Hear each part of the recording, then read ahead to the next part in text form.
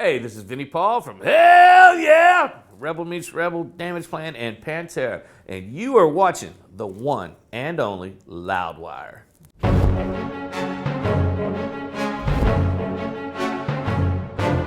Hey everyone, Graham from Loudwire here, and it's Wikipedia Fact or Fiction time with Vinnie Paul. Thank you so much, man. Vinnie Paul is here to dispel the fact or fictions. Absolutely. Or to say they are true. Exactly. Let's well, do you it. already understand the concept, so I don't even have to explain it. It's pretty easy anyway. I like this.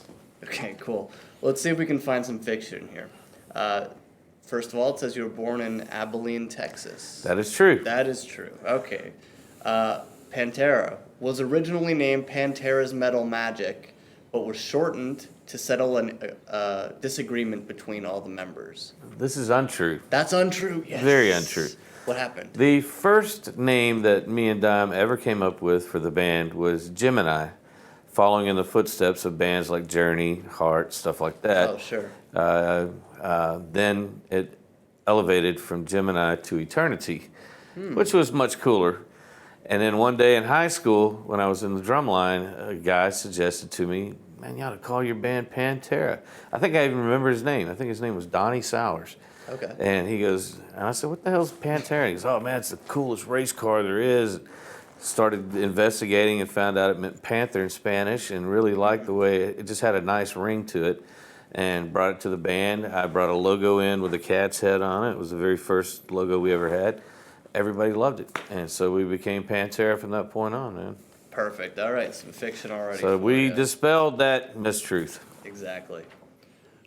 Referring to Pantera's early spandex appearance, you remarked at a band meeting that these magic clothes don't play music.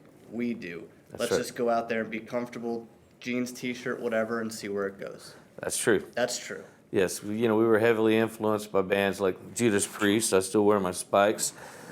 Kiss, Van Halen, stuff like that in the early days. So we emulated our heroes. Of course. And that's what they wore, leather and spandex and spikes and all that stuff. And then bands like Slayer and Metallica came along, and the image thing was no longer important, and we felt the same way. We felt like it was all about the music, so we got rid of the image. There you have it.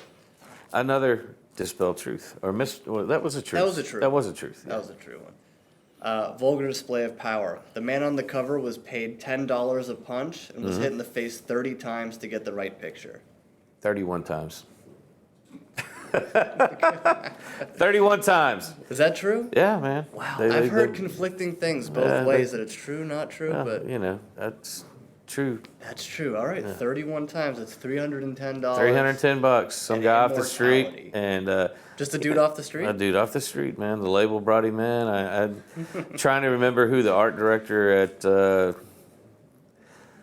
East West Records is what that was actually on at the time. Atlantic Music Group, but I think Bob Deffron was the art director at the time, and he probably was the guy that found the guy and brought him in. Wow. Any injuries sustained by the guy? Never heard anything about. The first thing we said, we wanted it to be a street, like a street fight. That was the idea that came. And the first thing they brought us were all these pictures of these boxers fighting each other. And it's like, no. Oh, okay. That's not what we're looking for. That's not what vulgar display of power is. It's some guy getting jacked on the street. So they got the guy, and we liked the picture, and it worked out.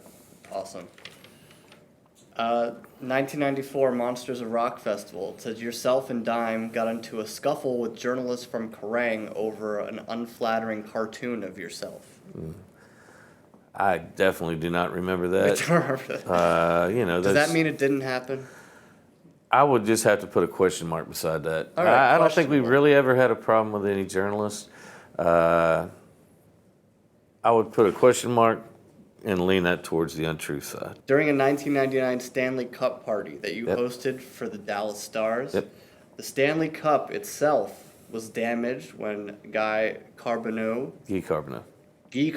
apologies, attempted to throw the cup from the roof of your house into your pool. Balcony. The balcony. Yep. Okay. The roof is about 50 feet high. That would never happen. Oh my God. But this damaged the Stanley Cup at a party. That's man. awesome. I mean, me and Dom wrote the song to help propel the 1999 Dallas Stars to the Stanley Cup. That's right. My best buddy on the team, all of them became really good friends, Craig Ludwig called me from Buffalo and says, if we win this thing tonight, you better have your house ready to party. And I loaded up 4 or 5 cases of Crown Royal, everything. And of course, everybody knows the famous Brett Hull goal. Goal or no goal, whatever you want to call it. It was a goal as far as we're concerned in overtime. And they came to 2 places. They went to a place called the Big Apple, which is a bar that we all hung out in Arlington. And then they came to my house.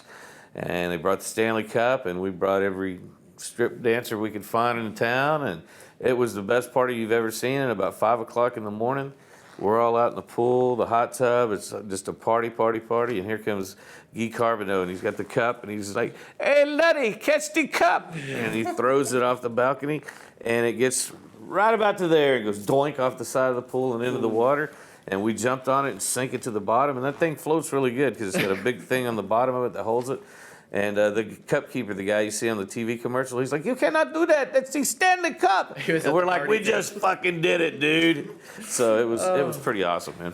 That's great. And they had to repair it afterwards. Well, yeah, they got a nice little dent fixer and took it. And then they came up with some kind of BS story for the press that Eddie dropped it coming off the plane, so to try to clean the mess up a little bit. But that's what really happened. Oh, that's great. That's just awesome. In 2005, unreleased Damage Plan recordings were planned to be made into an album, but those plans were scrapped. Well, 2005, we were, that was the goal to put out the second Damage Plan record. And obviously, Dime was taken from us at the end of 2004, so never finished it. I still have the music, and the music is awesome, man. We were definitely heading down the right path, and I haven't decided what I want to do with it, man. I've thought about it. It has no vocals. It's just me and Dime. Okay. He played bass on it, and I think there's 5 tracks, and they're just killer. And I've often thought about maybe having some of Dime's favorite singers sing on them.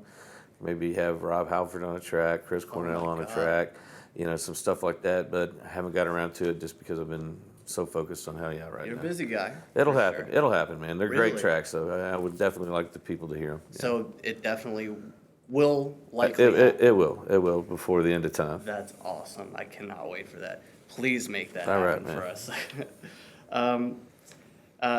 Formation of Hellyeah. You found it tough entering the studio where the last albums by Damage Plan and Pantera were recorded, but you felt that the dark cloud that was there went away due to everyone in Hellyeah's positive energy. Absolutely. Totally.